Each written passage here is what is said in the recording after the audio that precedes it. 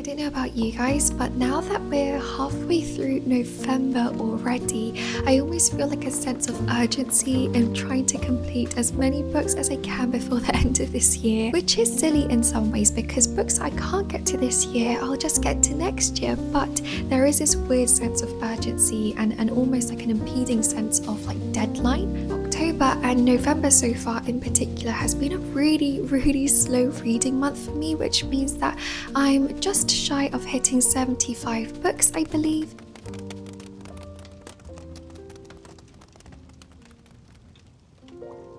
Hey friends, welcome back to another video, or welcome if it's your first time here. Somehow we've made it to the last few days of November already, and I know that technically we still have about a month of autumn left to go, but in these last few weeks the temperature in London has dropped significantly, and the town next to us even had their first snowfall of the year, so it's definitely feeling like winter is almost upon us. To be honest, it's been a little bit difficult as of late to feel motivated. The darker days and earlier sunsets definitely have a part to play in it, so yeah, I've been struggling to pull myself out of bed recently. So if it's also a little bit dismal and dark outside where you live, or if you just wanted some company, I hope that this video brings you a little bit of warmth, and do make sure to grab yourself a cozy drink as we get into the video.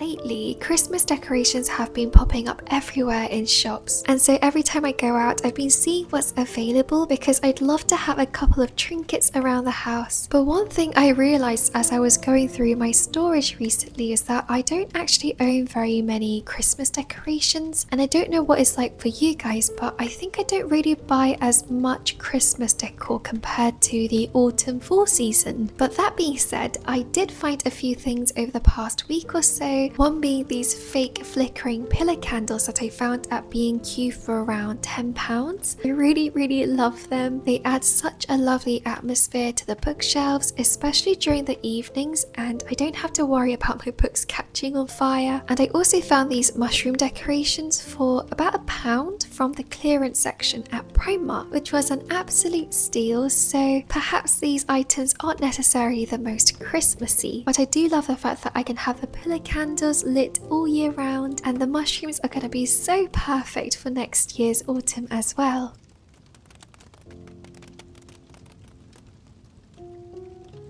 As December fast approaches, I'm keenly aware that I only have a few more weeks left until I'm supposed to complete my units this autumn term, and I'm a little ashamed to say that I haven't even started one of the units. Whenever I talk about my personal curriculum, I do get one or two comments or questions about what a personal curriculum is. So to summarize, it's basically a self-guided learning alternative to more traditional school or university curriculums, and the idea is that you get to cherry pick your own topics and learning goals to really study or hone in on those topics and subjects that you really want to familiarize yourself with.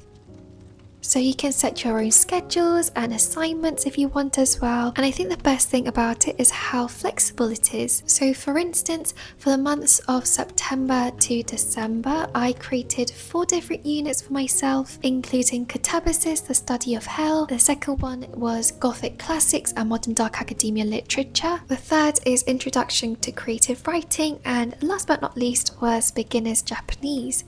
So far, it's been a really fun experience, and I don't get many opportunities to just study all day long anymore. So every now and then, when I do get a day or two to dedicate to catching up on my units, it feels so lovely, as if I'm back at school, but without the crazy stress and pressure of exams and homework. And this particular day of filming happened to be one of those days where I just got to spend the whole day studying. So first off, I decided to start off the day by reading Inferno by Dante. This is one of the books that I'm supposed to be reading for my catabasis unit, and I thought that I would read it on this day because there's still quite a bit of it that I have to go through. At the rate that I'm going, I don't even know if I'll be able to successfully pass all 4 units, but I do think and hope that I'll manage to pass 2 at the very least. But more importantly, this entire process of coming up with a curriculum has been so fun and engaging for me, and yeah, it's really interesting seeing what works and what doesn't work for me. Finding all of these things out is definitely going to be useful information for the next term syllabus, which I'm hoping to plan for maybe the end of December, the start of January.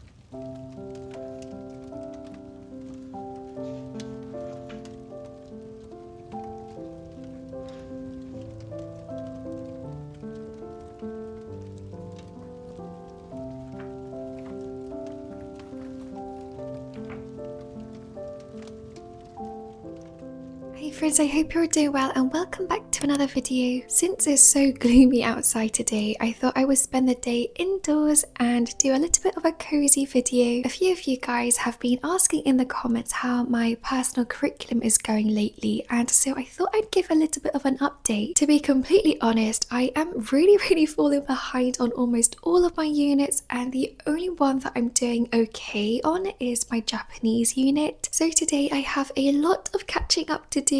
I did already make a bit of progress with Inferno. I think I've read cantos 3 to 5. I'm still really early on in the book, but I'm really enjoying it so far, and I only just discovered today that at the back there's like a commentary on each canto. So I went back and reread the commentaries for chapters 1 to 5, which has been really insightful actually. And for the rest of this video, I'm going to do a little bit more classes when it comes to my personal curriculum, as well as also planning my end of year TBR, because I have so many books that I really want to get to. October and November so far in particular has been a really slow reading month for me, which means that I'm just shy of hitting 75 books, I believe. Every year I set my goal on Goodreads for my reading challenge at 75 books, so I'm glad that I'm almost there, but I would love to read a bit more. So yes, I'll be planning which books to prioritize for my end of year TBR, and then I'm also going to hopefully get around to doing a little bit of Christmas preparation. This mug actually is my first ever Christmas mug, and I bought it from Next Home a day or 2 ago now, and I love it so much. It's got a little gingerbread man on it. So I hope you guys are enjoying the video so far, and let's get back into it.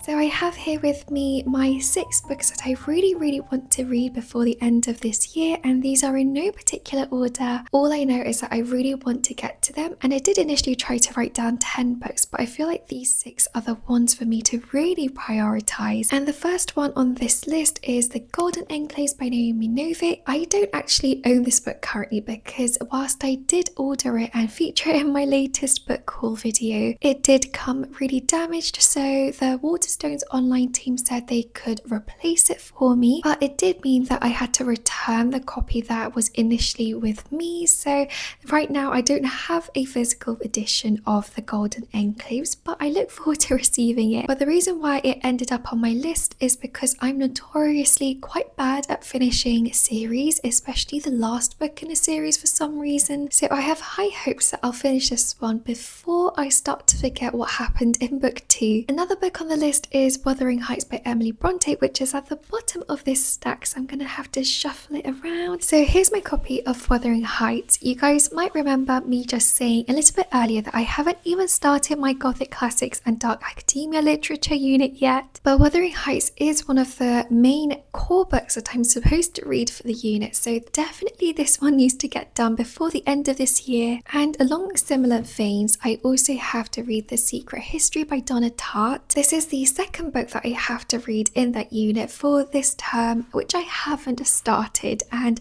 this book is actually one that I've been wanting to read for years now. And I feel like because, well, I think it's set during like an autumnal season, or at least it probably evokes that kind of imagery because it's a Dark Academia novel. Therefore, I feel like if I don't manage to read it this autumn winter season, I'm gonna have to wait another year until it's next autumn to feel like in the mood to pick it up. It is quite a sizable book. It's not the thickest that I have on my TBR, but it is pretty chunky, so yeah, I should probably start this sooner than later. And I feel like that's sort of the reoccurring theme with these books. They're ones that I've left till now because they're all quite thick. But next up we've got The Burning God by R.F. Kuang. This is book 3 in the Poppy War trilogy, and again, for the same reason as the Golden Enclaves, I would love to get to it before the end of this year, whilst I still kind of remember what happened in books 1 and 2. Since I finished the Dragon Republic, which was book 2, and the Poppy War, which was book 1 this year,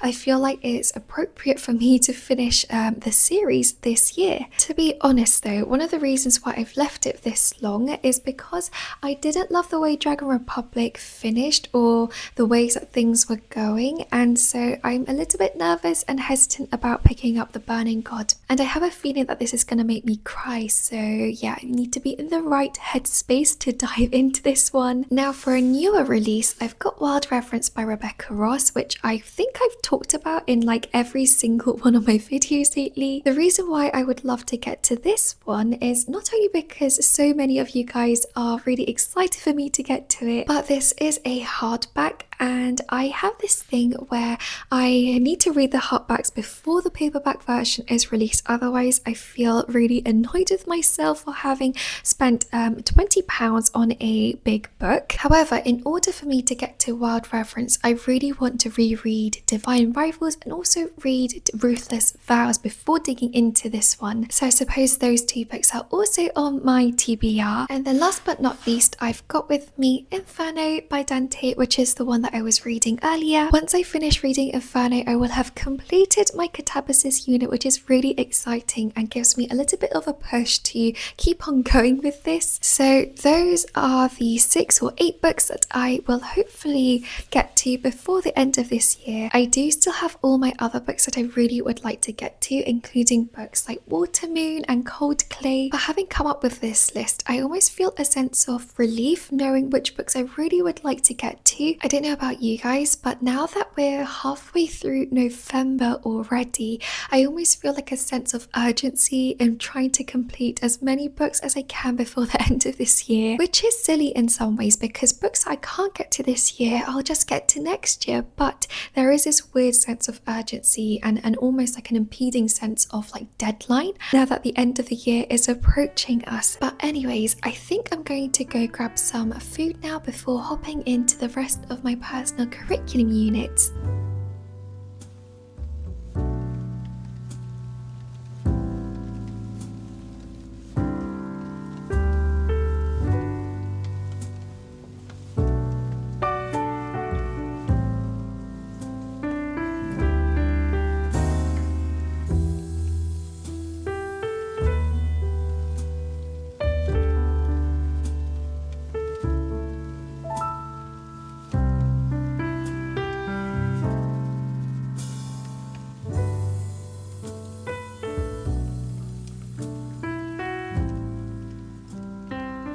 eating my dinner, I spent the next hour or so working on another Irodori worksheet for my beginners Japanese unit. I really enjoy these Irodori worksheets because having the listening exercises as well as an actual worksheet provides a little bit more structure for the way in which I'm studying.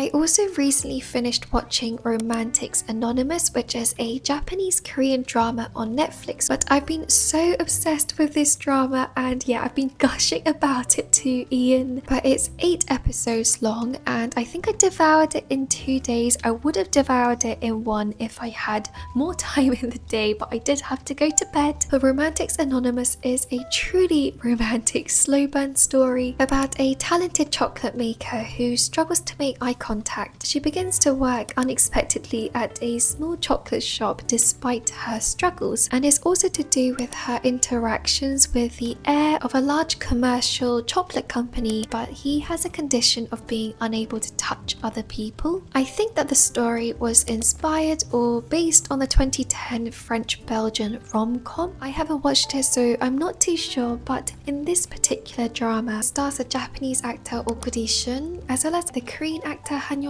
and it's just so heartwarming and moving. It's definitely one of my favorite dramas now, and I can't stop watching the interviews or rewatching clips from the drama, not to mention that I'm actually in the middle of rewatching it. I highly recommend it if you haven't watched it already. But Han, even though she's Korean, is practically fluent in Japanese now, and she speaks almost entirely in Japanese throughout the entire drama, so it's definitely inspired me to focus on learning more Japanese and improving on it. Anyways, thank you all so much for watching if you're still with me here, and I hope you've enjoyed these past 20 minutes or so. Oh, also, I do have a few ideas for the next couple of videos, but if there's a video that I haven't made yet that you would really like me to film and you'd really love to watch, please let me know in the comments below so that I can try and incorporate them, especially for my YouTube schedule for next year. But I wish you all a lovely week ahead, and I'll see you all next week with a brand new cozy video. Bye friends!